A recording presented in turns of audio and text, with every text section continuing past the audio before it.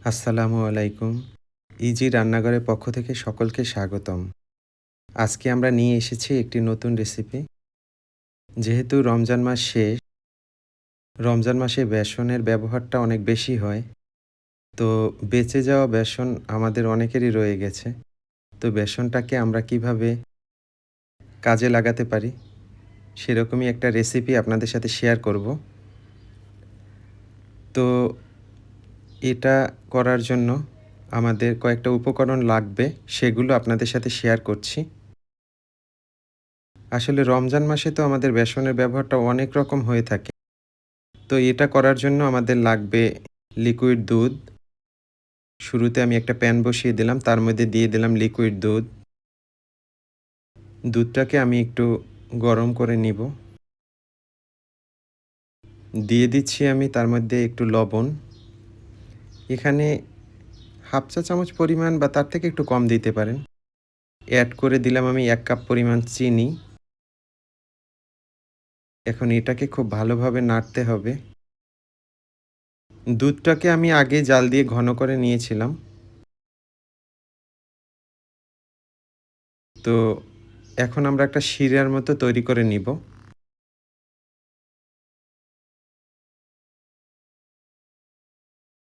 এভাবেই আপনারা এটাকে নেড়ে নিবেন।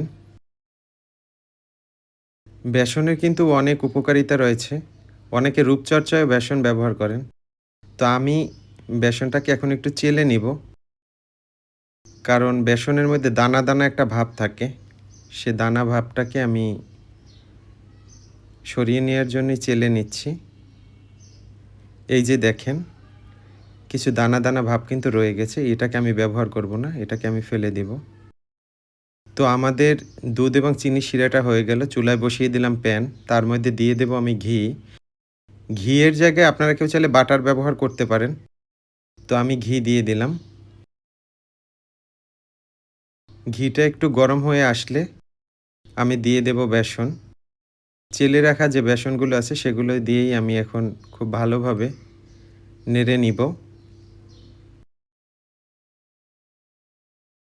এখানে যদি কেউ চান ঘিয়ের সাথে একটু তেলও ব্যবহার করতে পারেন। তো এটাকে খুব ভালোভাবে নাড়তে হবে এবং খুবই লো হিটে কাজটা করতে হবে। যদি আপনি হাই হিটে এটা করতে যান, বেসনটা পুড়ে যাওয়ার একটা সম্ভাবনা থাকে এবং কালার নষ্ট হয়ে যাবে। তো আমি এটাকে একদম লো হিটে ভেজে নিচ্ছি, ঘি এবং বেসনটাকে। দেখেন কালারটা একটু চেঞ্জ হয়ে আসছে। আমি এর মধ্যে মিক্স করছি গুঁড়া দুধ। এখানে আমি ২ চা চামচ পরিমাণ গুঁড়া দুধ ব্যবহার করেছি। কেউ চাইলে আরেকটু বেশি ব্যবহার করতে পারেন।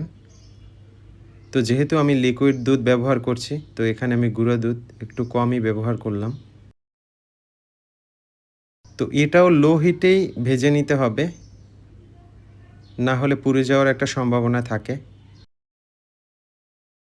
তো বেসনটা আমাদের হয়ে গেল। এর মধ্যে আমি যে দুধ এবং চিনির যে শিরাটা বানিয়েছিলাম, এটাকে মিক্স করে দিলাম। এখন খুব ভালোভাবে এই মিক্সচারটাকে নাড়তে হবে। প্রচুর পরিমাণে নাড়তে হবে। দেখেন আমি খুব ভালোভাবে নেড়ে নিচ্ছি। আমরা এর মধ্যে এড করে দিব এখন এলাচ পাউডার। এলাচ পাউডারটা এড করার পরে খুব ভালোভাবে নেড়ে নিতে হবে। দিয়ে দেব একটু ফুড কালার।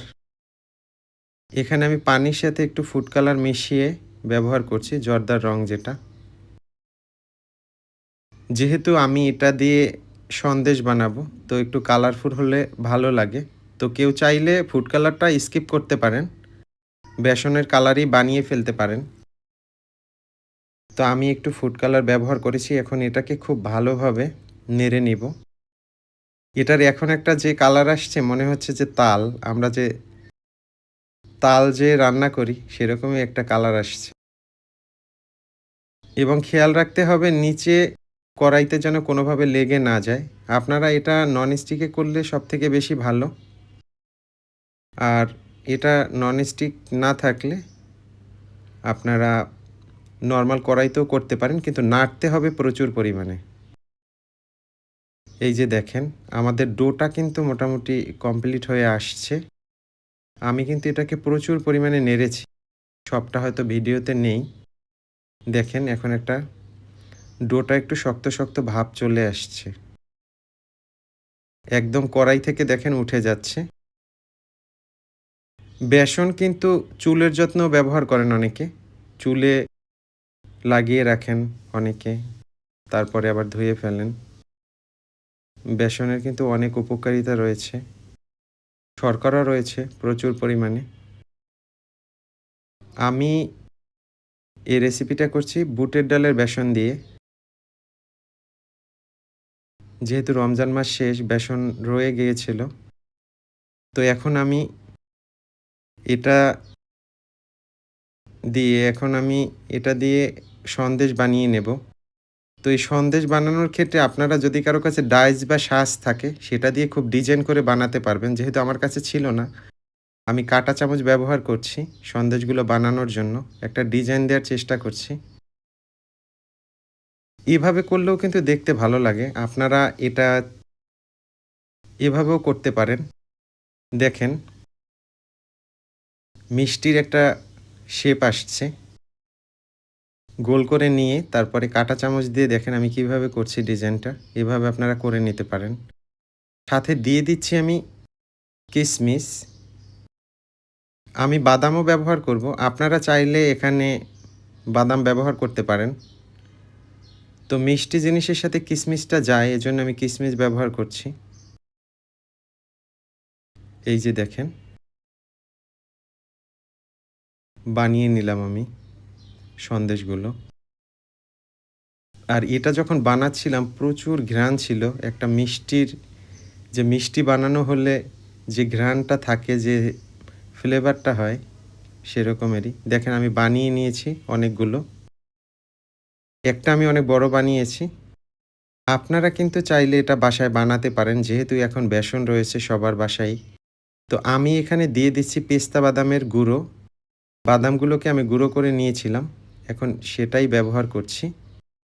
খুব সুন্দর করে আমি এগুলোকে ছিটিয়ে দিচ্ছি। এটা কিন্তু বাচ্চারা অনেক বেশি পছন্দ করবে। যারা মিষ্টি খাবার পছন্দ করেন তাদের কাছে তো অনেক বেশি ভালো লাগবে। বাসায় আপনি এটা ট্রাই পারেন এবং বাচ্চাদেরকে খাওয়াতে পারেন। এটা নতুনত্বতা আনবে।